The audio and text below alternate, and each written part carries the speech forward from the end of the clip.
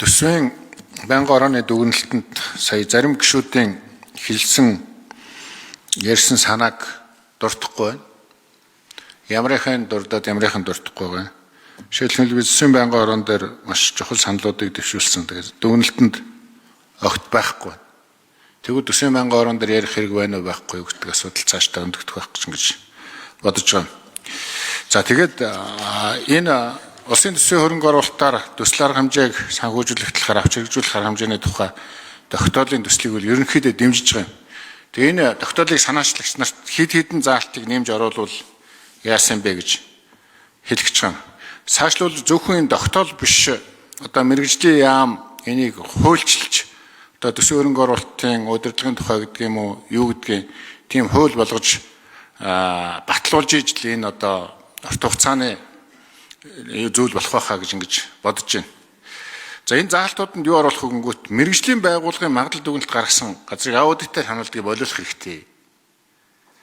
Замын хөгжлийн төв, барилгын хөгжлийн төв, эрчим хүчний хөгжлийн төвүүд бүр нарийн мэрэгжлийн хүмүүс хянаад улаан тамгаа дараад хариуцлагын өрнөгээ гарын үсгээ зурчхад байхад мэрэгжлийн биш аудитын газар хянана гэж юу гэдэг юм.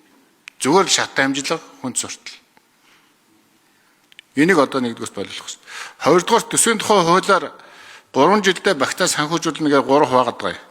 Тэгэхээр тухайн одоо тендерт ялсан компани өөрөө хөрөнгөө дайчлаад одоо зээл зуул гэдэг юм уу бусад боломжоо дайчлаад хийчих юм бэл 1 жилд нь хийчих юм бэл гүйцэтгэлийн тэрийг өрчилж өгдөг, шахаж өгдөг ийм боломжоор хангах ийм заалтыг оруулах хэрэгтэй.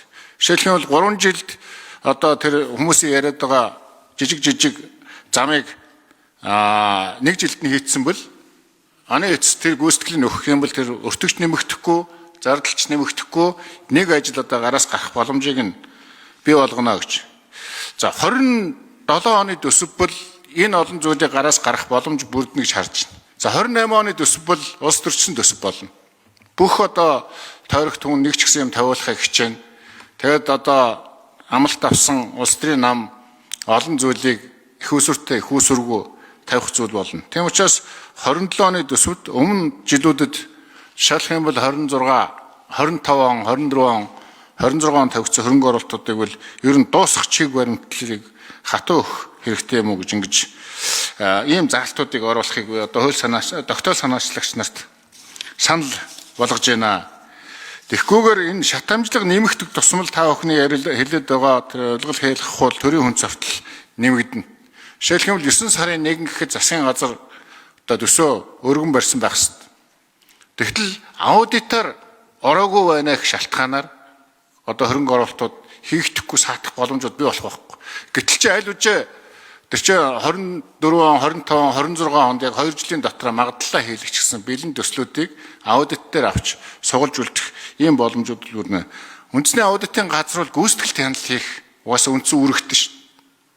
Гүйцэтгээгүй байхад нь хүний магадлалчсан юмыг ахиж магадлана гэдэг чинь дээр нь мэрэгжлийн байгууллагуудын магадлалчсан юмыг мэрэгжлийн бос хүмүүс магадлана гэдэг чинь өөрөө логикгүй асуудлууд да.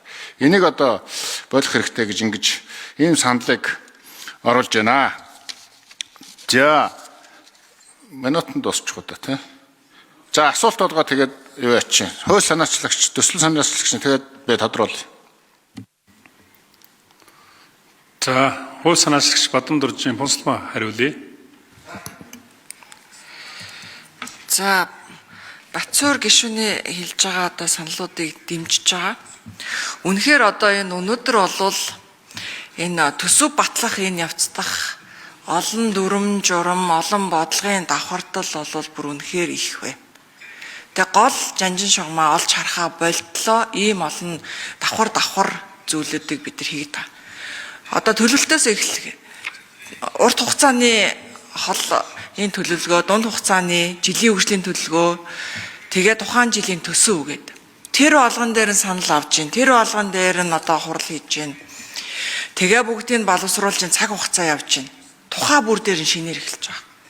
Эний чинь системээс тэр урт хугацааныхаа зорилтоос тухайн жилийнхаа зорилт руу нэг зорилтоос нөгөө зорилт руугаа өөрөө шилжиж орж ирдэг ийм одоо тогтолцоо руу оруулахгүй бол тухайнд нь одоо шинээр ингээд төлөвлөлт тахлаар юм болохгүй байна. Хоёрдугаарт нь одоо энэ төслөө шалгаруулад гараад ирсний дараа баахан олон магадлан баталгаажилт, барилгын хөгжлийн төв, эрчим хүчний хөгжлийн төв, замын хөгжлийн төв, тэгээ хүндлэнгийн аудит гэдэг. Тэгээ энэ болгон ч өөрсдөө бие биендээ найдах маягт